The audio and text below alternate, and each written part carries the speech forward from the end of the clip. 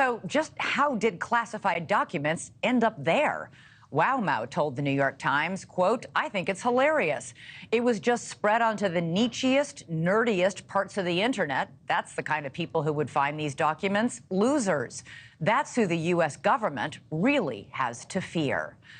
Joining us now is Kara Swisher, host of two of my favorite podcasts, including On with Kara Swisher and Pivot. Kara, is he right? Is this who the U.S. government should fear the most? I don't think they should fear them. I mean, the U.S. government's pretty big. But yes, I mean, this is where you would leak something like this. It depends on who's leaking it is really the question. But if you wanted it to be found and people understand what it is and then it get widespread distribution, you leak it in a place where there's people who don't really care about these things and they always want to disrupt things. And that's why they're on Discord. Listen to the name of the site.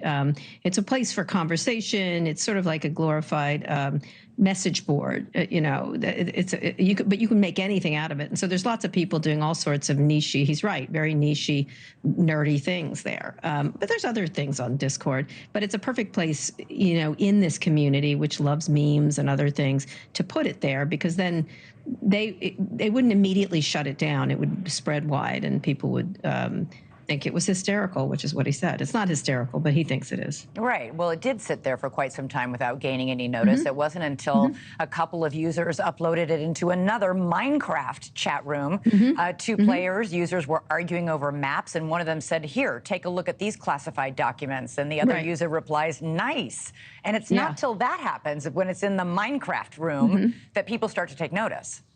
Right. I mean, my question is, how did it get there, and how did the government allow these documents to become available? They were supposed to be classified and also secure. And so I'm folks, I don't really care about where it shows up. It could show up in a bag on a park bench, which has happened in history, right? That's the kind of thing that tends to happen with classified documents when they get out. But how did they get out, and how did they get on these sites, and why weren't they secured? And it gives you an impression, and I think it's absolutely true, that it's a very civ-like situation with our government in terms of all kinds of things. And you've seen all kinds of people hacking all over the place. It's SolarWinds, whatever it happens to be. And this one's a really bad one. You would assume the Defense Department would lock these things down.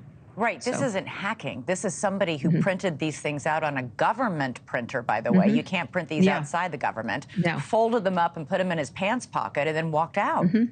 Yeah, absolutely. So what are their security things? Well, there's a case going on. I don't know if you heard about it in federal court. There's a federal investigator looking into how Donald Trump moves stuff. I mean, that shows the civ-like quality of all this information and how much of it there is, and how that's how they are dangerous, is that once these things get on various sites like Discord, wherever it happens to be, it becomes everywhere. You can't stop it, and you can't stop the flow of information and who gets their hands on it. And also, by the way, which of this stuff might be fake? That's the thing. It's a nightmare. I don't know if all of this is real. The government certainly does, but they're not going to tell us or anybody else. And so it's rife for all kinds of troublesome people to make problems for us. Discord has said that it is cooperating with the FBI, the Justice Department, the Pentagon. How do these things work, Kara? Does somebody, when they're signing into these chat rooms, do they have information that can be easily tracked back? Yes. Well, maybe. It depends. A digital footprint, in other words? Presumably they could find them and who they are, but there's some very clever hackers out there and people who operate these things, and you can go on a lot of these places anonymously, and if you do it right, it would be very hard to find them. I don't know the situation here. Obviously, Discord has to cooperate. Ultimately, when things like this happen, they have to. But no, I think people could probably hide away and you never see where it came from. But maybe it'll be easy to find. Maybe it won't. Edward Snowden was found eventually. He had to escape, but he was found eventually. And so it goes on and on like that. If you remember those emails that were released of unpleasant things our diplomats said about other world leaders, that happened. It happens all the time. It just seems like this is the high level stuff that absolutely shouldn't get out. And here it is on a Minecraft site. Well, welcome to the new century of information. Yeah, no kidding. Kara Swisher, thanks so much for joining us. Good to talk to you. Thanks.